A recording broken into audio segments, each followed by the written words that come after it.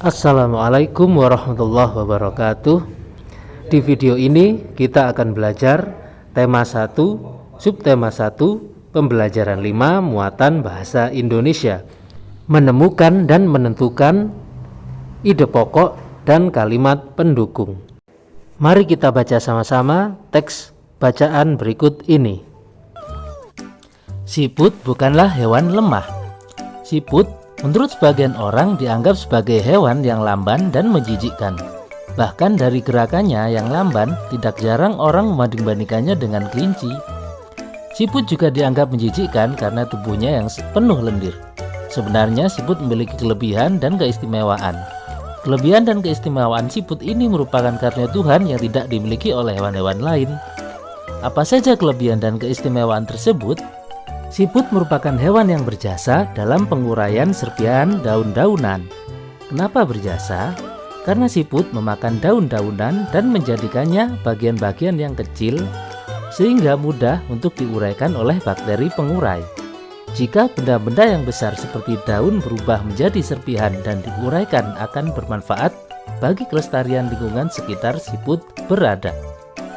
Hasil penguraian yang diawali oleh siput itu akan berfungsi menjadi pupuk alami sehingga tanah pun menjadi subur. Siput adalah sang pengembara yang mandiri. Meskipun siput berjalan lamban, namun siput memiliki stamina yang sangat bagus. Daerah pengembaraan siput pun sangat luas. Pengembaraan siput dimulai sejak siput menetas. Setelah menetas, siput langsung mandiri. Siput tidak lagi terikat dan bergantung kepada induknya.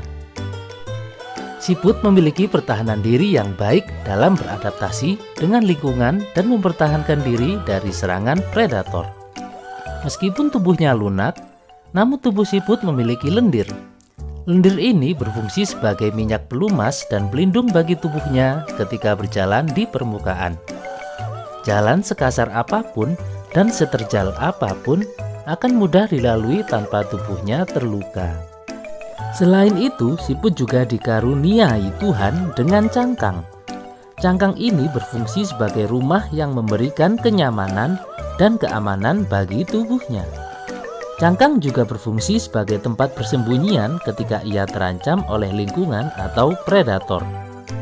Meski terik panas ataupun hujan, siput tetap bisa hidup nyaman dan aman dengan cangkangnya. Predator pun akan kebingungan untuk memangsa siput karena tubuhnya terlindungi oleh cangkang yang keras. Jadi, siput bukanlah hewan yang lemah. Siput adalah hewan istimewa yang memiliki banyak kelebihan.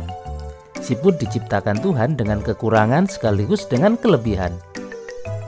Begitu juga dengan manusia, diciptakan Tuhan dengan kelebihan dan kekurangan. Oleh karena itu, kamu tidak boleh menyombongkan diri dengan kelebihan yang kamu miliki. Kamu juga jangan minder jika kamu memiliki kekurangan. Nah, sekarang bagaimana cara menemukan ide pokok pada sebuah teks bacaan atau pada paragraf? Sebelumnya kalian tahu ide pokok itu apa? Di pembelajaran yang pertama sudah dijelaskan ya. Cuma Bapak ulangi lagi. Ide pokok adalah inti atau pokok permasalahan yang terdapat pada sebuah paragraf. Ide pokok juga dikenal dengan nama gagasan utama dan menjadi dasar pengembangan suatu paragraf. Biasanya ide pokok atau gagasan utama berada pada kalimat utama suatu paragraf.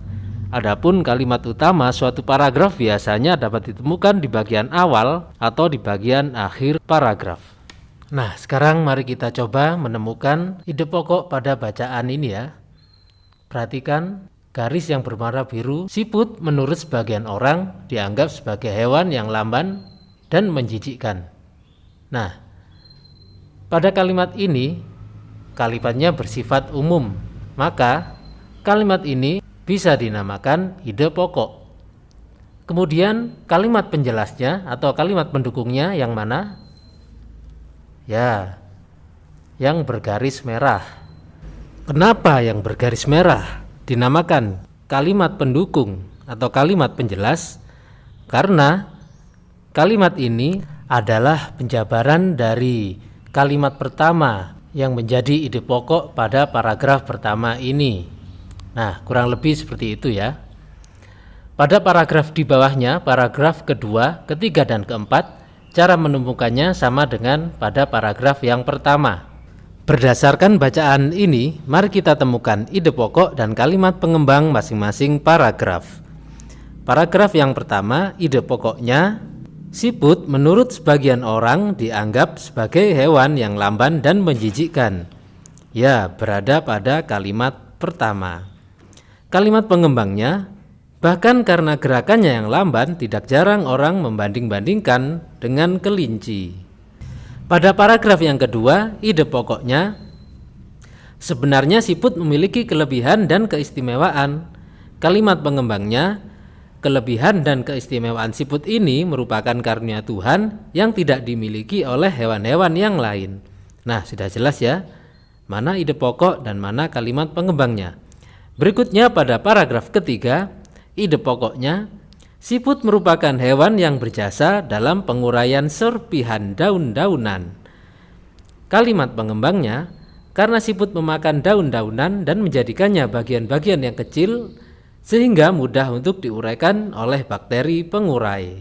Pada paragraf keempat, ide pokoknya, siput adalah sang pengembara yang mandiri. Kalimat pengembangnya, meskipun siput berjalan lamban, namun siput memiliki stamina yang sangat bagus. Paragraf kelima, ide pokoknya, siput memiliki pertahanan diri yang baik dalam beradaptasi dan juga dalam pertahanan diri dari serangan. Kalimat pengembangnya, meskipun tubuhnya lunak, namun tubuh siput memiliki lendir. Pada paragraf keenam, ide pokoknya, siput bukanlah hewan yang lemah. Dan kalimat pengembangnya, siput adalah hewan istimewa yang memiliki banyak kelebihan. Nah, seperti itu ya anak-anak ya, cara menemukan ide pokok atau gagasan utama. Yang paling sering ide pokok itu muncul pada kalimat awal atau paragraf deduktif, dan terkadang juga muncul pada bagian akhir atau paragraf induktif. Selanjutnya, kalian harus sering-sering perbanyak literasi membaca berbagai macam bacaan atau teks paragraf agar kalian lebih mudah memahami suatu teks bacaan.